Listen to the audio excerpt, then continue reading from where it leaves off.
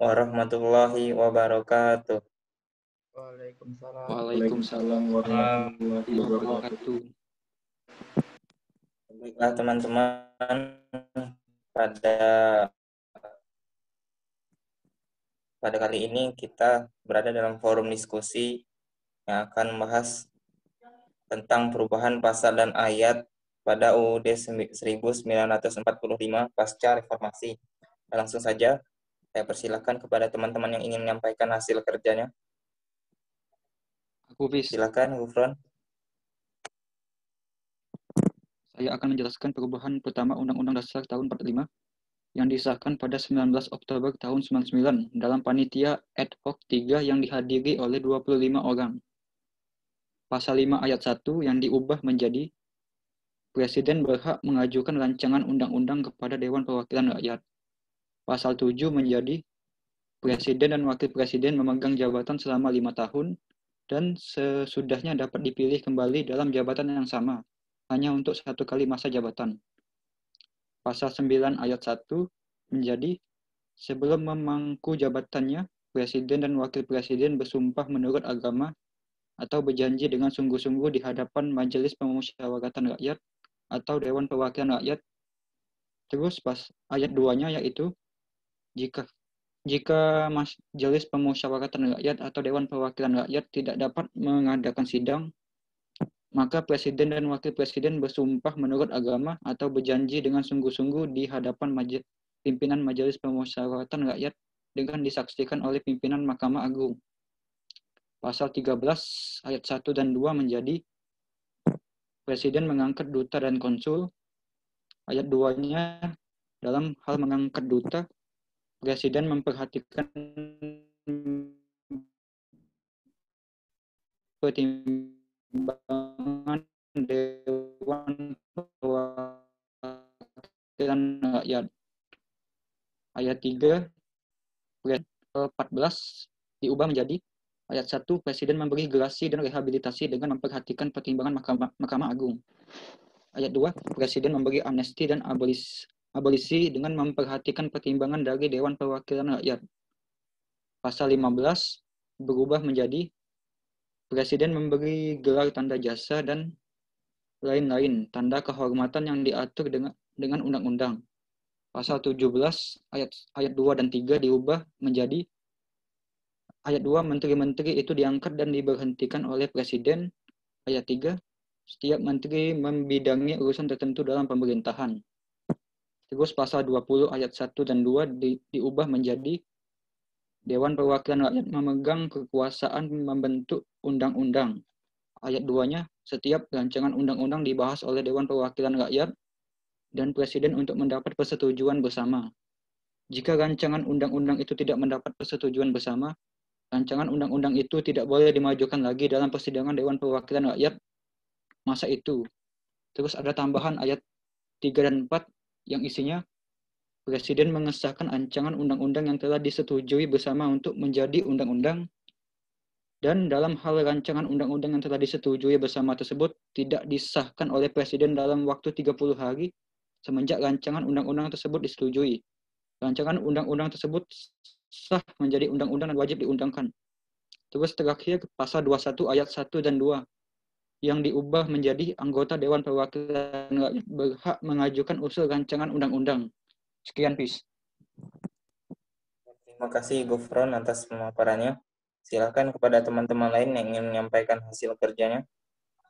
Kupis. Silakan, Gavin. Baiklah, saya ingin sedikit menambahkan dari paparan yang disampaikan Gufron tadi mengenai perubahan yang pertama, yaitu ada 2 perubahan yang signifikan dan penting yang merubah sistem ketatanegaraan Indonesia pada waktu itu. Yang pertama yaitu pergeseran kekuasaan dengan membentuk undang-undang dari Presiden ke DPR. Dan yang kedua, pembatasan masa jabatan Presiden selama 5 tahun dan sesudahnya dapat dipilih kembali dalam jabatan yang sama untuk 1 kali masa jabatan. Sekian, Pis. Terima kasih Gavin atas pemaparannya. Silakan kepada teman-teman lain yang ingin menyampaikan hasil kerjanya. Aku bis. Silakan Kiki. Baiklah, di sini saya akan menjelaskan salah satu dari 4 amandemen UUD 1945, yaitu amandemen yang pertama. Amandemen yang pertama dilakukan pada sidang umum MPR pada 14 sampai 21 Oktober 1999. Pada amandemen pertama menyempurnakan 9 pasal, yakni pasal 5, pasal 7, pasal 9, pasal 13. Kemudian pasal 13, pasal 15, pasal 17, pasal 20, dan pasal 21. Ada 2 perubahan fundamental yang dilakukan, yaitu pergeseran kekuasaan, membentuk undang-undang dari Presiden ke DPR, dan pembatasan masa jabatan Presiden selama 5 tahun, dan sesudahnya dapat dipilih kembali dalam jabatan yang sama, hanya untuk 1 kali masa jabatan. Sekian, Bis. Terima kasih Kiki atas pemaparannya. Silakan kepada teman-teman lain yang ingin menyampaikan hasil kerjanya.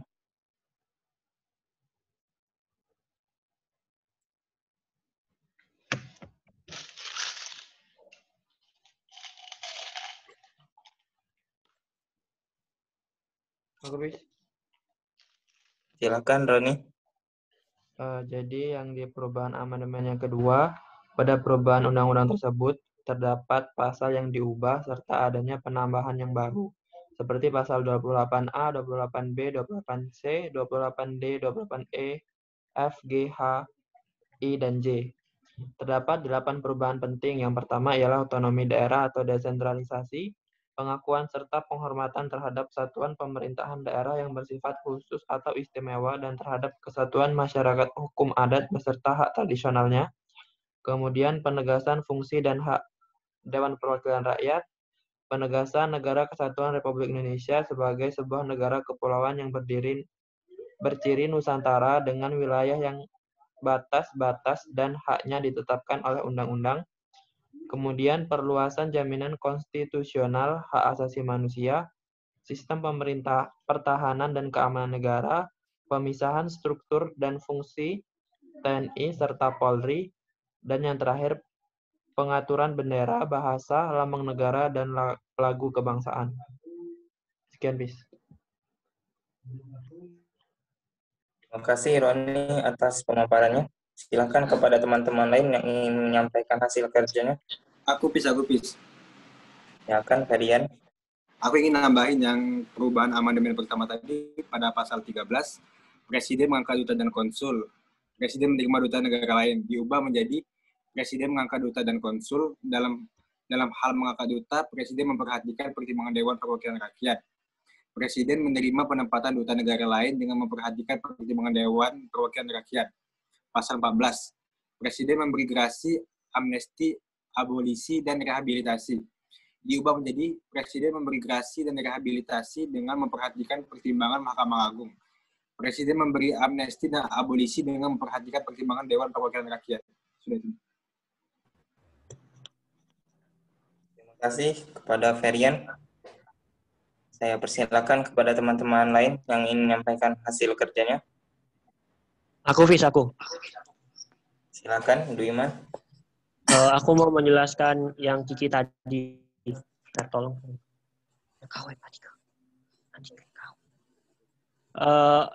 Jadi aku mau menjelaskan yang 9 pasal tadi. Aku mau menjelaskan yang di pasal 5. Yang pertama tuh, pasal 5 tuh, Presiden memegang kekuasaan membentuk undang-undang dengan persetujuan Dewan Perwakilan Rakyat.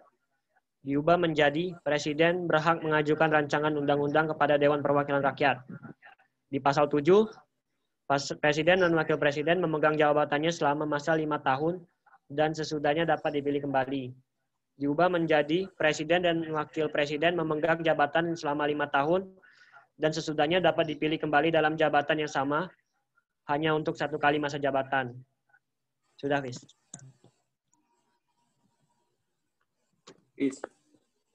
Silakan kepada teman-teman lain. Ya, Saudara Dewa, saya persilakan. Nah, lanjutkan pasal 15, Pis. Pasal 15 amandemen pertama, Pis. Presiden memberi gelaran, tanda jasa dan lain-lain tanda kehormatan diubah menjadi Presiden memberi gelar tanda jasa dan lain-lain tanda kehormatan yang diatur dengan undang-undang. Pasal 17.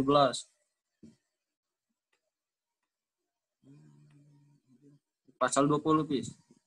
Tiap-tiap undang-undang menghendaki persetujuan Dewan Perwakilan Rakyat. 2. Jika suatu rancangan undang-undang tidak mendapat persetujuan Dewan Perwakilan Rakyat, maka rancangan tadi tidak boleh diajukan lagi dalam persidangan Dewan Perwakilan Rakyat masa itu. Diubah menjadi 1. Dewan Perwakilan Rakyat memegang kekuasaan membentuk undang-undang. 2. Setiap rancangan undang-undang dibahas oleh Dewan Perwakilan Rakyat dan Presiden untuk mendapatkan persetujuan bersama. 3. Rancangan undang-undang itu tidak mendapat persetujuan bersama. Rancangan undang-undang itu tidak boleh dimajukan lagi dalam persidangan Dewan Perwakilan Rakyat masa itu. 4. Presiden mengesahkan rancangan undang-undang yang telah disetujui bersama untuk menjadi undang-undang. Udah, Pi.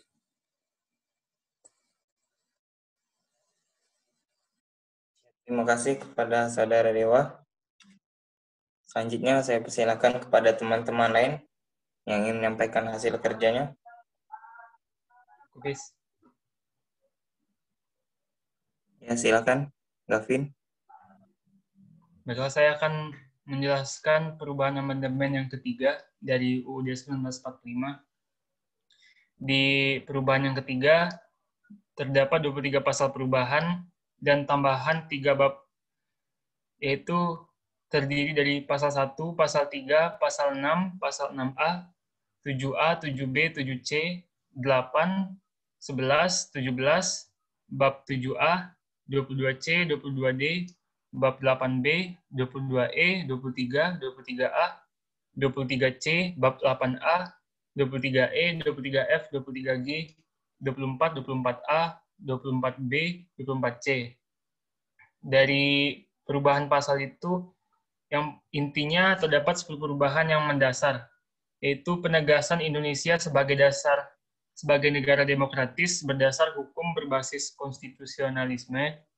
Kedua, perubahan struktur dan kewenangan MPR, pemilihan presiden dan wakil presiden langsung oleh rakyat. Kemudian mekanisme pemakzulan presiden dan atau wakil presiden, kelembagaan Dewan Perwakilan Daerah, pemilihan umum, kemudian pembaharuan kelembagaan Badan Pemeriksa Keuangan, perubahan kewenangan dan proses pemilihan serta penetapan Hakim Agung, pembentukan Mahkamah Konstitusi, dan pembentukan Komisi Yudisial. Sekian, Bis. Ya, terima kasih Saudara Gavin. Selanjutnya saya akan memaparkan hasil kerja saya, yaitu menyampaikan tentang perubahan keempat UUD tahun 1945. Jadi berdasarkan pasal 37 Undang-Undang Dasar Negara Republik Indonesia tahun 1945, Majelis Permusyawaratan Rakyat Republik Indonesia menetapkan A. Undang-Undang Dasar Negara Republik Indonesia tahun 1945 sebagaimana telah diubah dengan peraturan pertama, kedua, ketiga, dan perubahan keempat ini adalah Undang-Undang Dasar Negara Republik Indonesia tahun 1945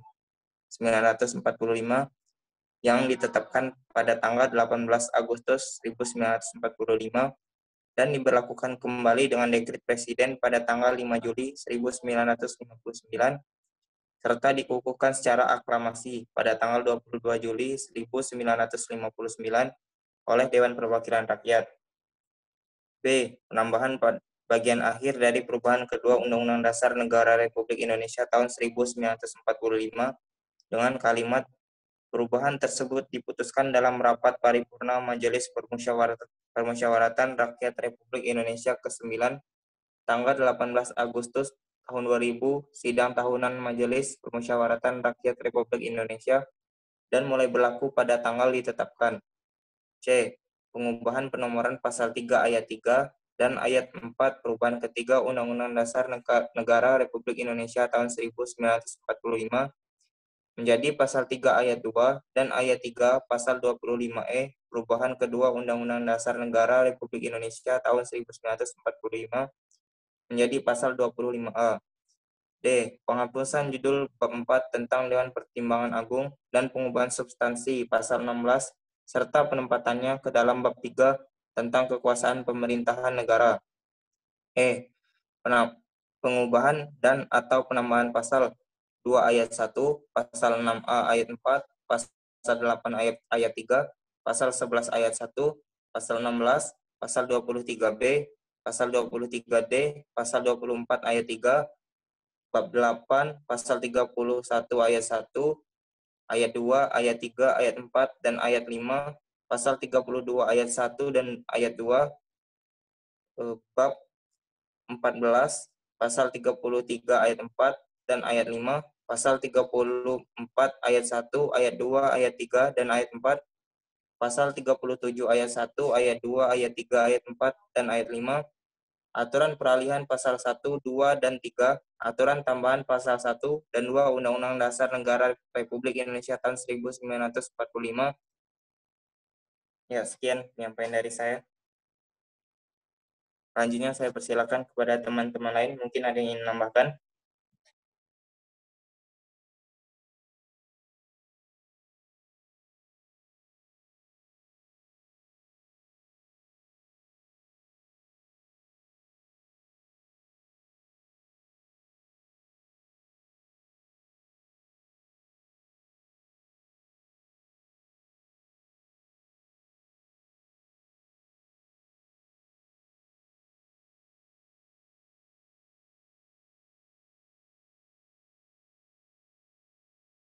Silakan teman-teman yang ingin menambahkan.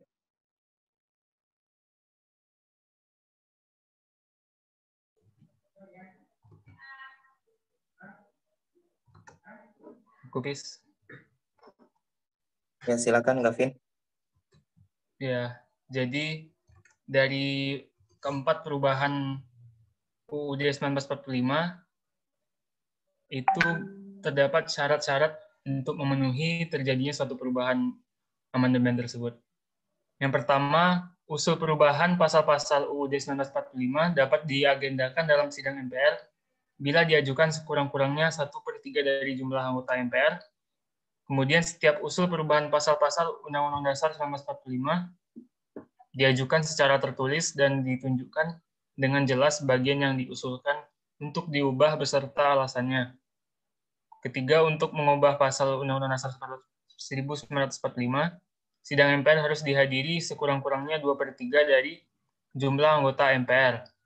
Kemudian putusan untuk mengubah pasal UUD 1945 dilakukan dengan persetujuan 50% ditambah 1 anggota dari seluruh anggota MPR. Dan yang terakhir, khusus mengenai bentuk NKRI tidak dapat dilakukan perubahan. Sekian, Des. Ya, terima kasih Gavin atas tambahannya. Silakan kepada teman-teman lain yang ingin menambahkan.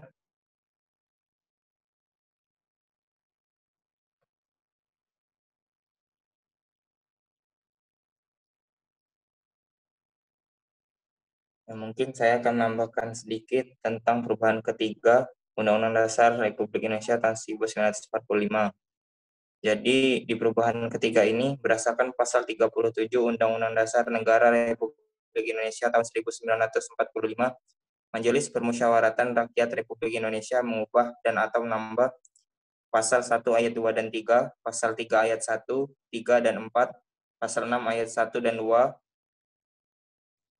pasal 6A ayat 1, 2, 3, dan 5, pasal 7A, pasal 7B ayat 1, 2, 3, 4, 5, 6, dan 7, pasal 7C, pasal 8 ayat 1 dan 2, pasal 11 ayat 2 dan 3, pasal 17 ayat 4, bab 7A, pasal 22C ayat 1, 2, 3, dan 4, pasal 22D ayat 1, 2, 3, dan 4, bab 4, 5, dan 6, pasal 23 ayat 1, 2, dan 3, pasal 23A, pasal 23C, bab 8A, pasal 23E ayat 1, 2, dan 3, pasal 23F ayat 1 dan 2, pasal 23G ayat 1 dan 2, pasal 24 ayat 1 dan 2, pasal 24A ayat 1, 2, 3, 4, dan 5, Pasal 24B ayat 1, 2, 3, dan 4,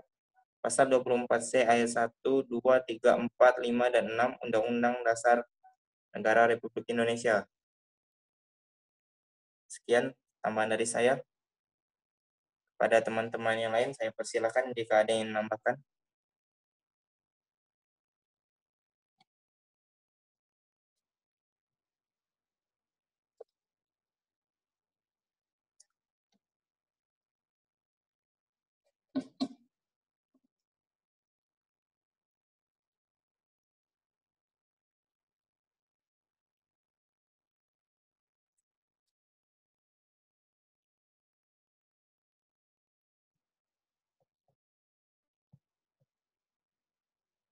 Ya, pada teman-teman yang ingin menambahkan, dipersilakan. Please. Silakan.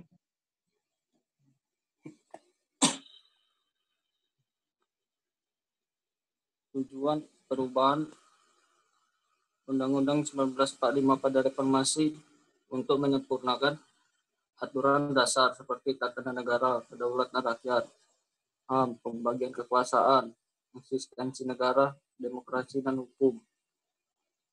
Perubahan tersebut sebagai respon tuntutan reformasi pada waktu itu. Tuntutan tersebut antara lain dilatar belakangi oleh praktek penyelenggaraan negara pada masa pemerintahan Soeharto. Alasan filosofis, historis, yuridis, sosiologis, politis, dan teoritis juga mendukung dilakukannya perubahan terhadap konstitusi. Selain itu, adanya dukungan luas dari berbagai lapisan masyarakat. Perubahan Undang-Undang Dasar 1945 bukannya tanpa masalah, karena sejumlah kelemahan sistematika dan substansi Undang-Undang Dasar pasca perubahan seperti inkonsisten, kerancuan, sistem pemerintahan dan sistem ketatanegaraan yang tidak jelas. Perubahan Undang-Undang Dasar ternyata tidak dengan sendirinya menumbuhkan budaya taat berkonstitusi. Habis. Terima kasih Saudara Dewa atas penambahannya. Silakan kepada teman-teman lain yang ingin menambahkan.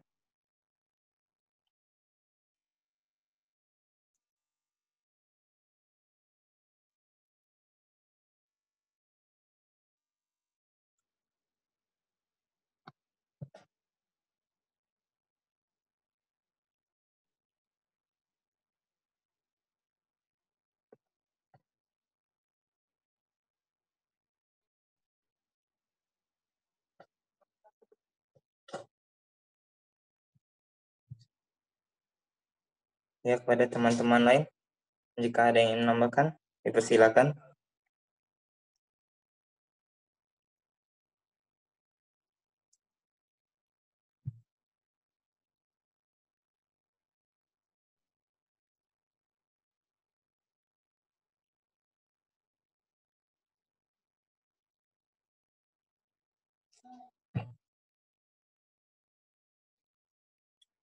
Ya, baiklah. Jika tidak ada lagi tambahan dari teman-teman sekalian, kita akhiri diskusi pada kali ini. Assalamualaikum warahmatullahi wabarakatuh. Waalaikumsalam warahmatullahi wabarakatuh.